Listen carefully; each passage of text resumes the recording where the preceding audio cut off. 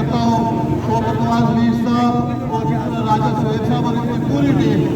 मुजफ्फराबाद और आज़ाद कश्मीर का कोई भी अवाम का बुनियादी हकूक़ की बात हो तो जॉइंट एक्शन कमेटी ने हमेशा इस इशू पर आवाज़ उठाई और सख्त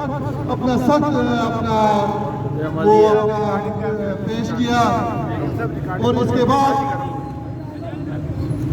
मैं आपसे ये कहता हूँ कि मैं एक सियासी कारकुन हूँ और मेरा जिस सियासी पार्टी से ताल्लुक है वो वही पार्टी है जिसने जॉइंट एक्शन कमेटी की हमायत की।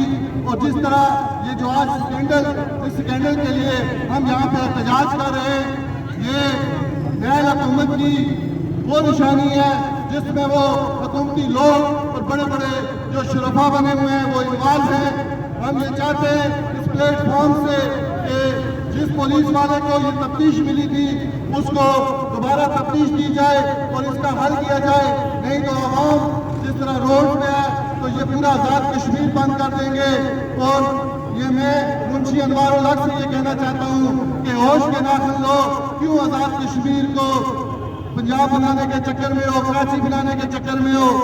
और हम बिल्कुल जॉइंट एक्शन कमेटी के साथ हैं। जो जॉइंट एक्शन कमेटी अवामी हकूक़ की जंग के लिए आवाज़ देगी, मैं अपनी पार्टी की तरफ से और अपने शहर की तरफ से उनको यकीन दिलाता हूँ हम उनके साथ खड़े हैं। शुक्रिया।